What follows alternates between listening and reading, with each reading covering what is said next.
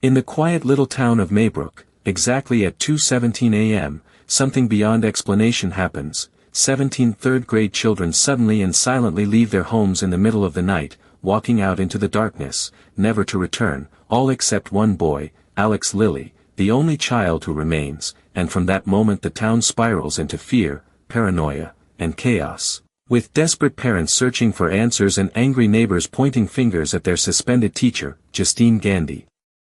who becomes the public scapegoat and is even labeled a witch in hateful graffiti. But underneath all the gossip and accusations lies a chilling truth far darker than anyone imagines, because Alex's home hides a sinister secret.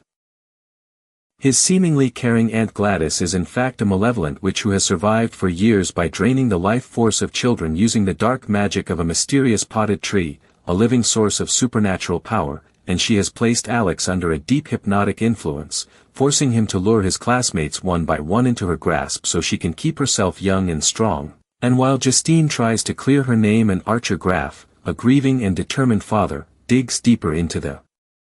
mystery, both of them start experiencing strange visions of a clown-faced woman and eerie dreams that feel more like warnings than nightmares, and just when it seems like the mystery can't get any stranger, a desperate drug addict named James breaks into Alex's house and stumbles upon the horrifying sight of the missing children sitting in a trance-like catatonic state, alongside Alex's equally entranced parents, confirming that something supernatural is at work, and as the threads pull tighter, the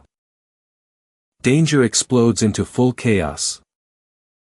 Gladys summons her spellbound minions, from the possessed police officer Paul Morgan to the mind-controlled James, and even the hypnotized children themselves, turning the once quiet home into a war zone of violence and fear, forcing Justine and Archer into a fight for their lives. But in the middle of this storm, Alex finally breaks free from her control long enough to turn her own magic against her, replicating her ritual in reverse, snapping the children out of their trance and making them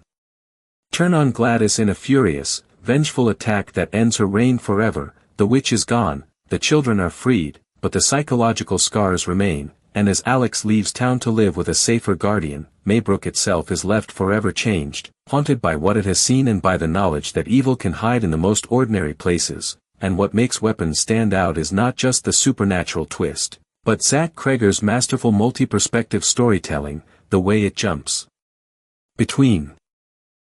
characters like puzzle pieces slowly locking into place, blending dread, mystery, and dark humor, supported by an exceptional ensemble cast and rich cinematography that makes even suburban daylight feel unsettling, creating a film that doesn't just tell a horror story but forces you to feel the paranoia, the suspicion, and the creeping realization that the real danger isn't always in the shadows. It can be sitting right across the dinner table.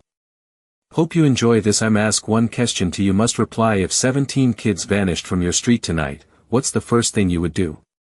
Answer fast, or maybe Weapons will come knocking at your door.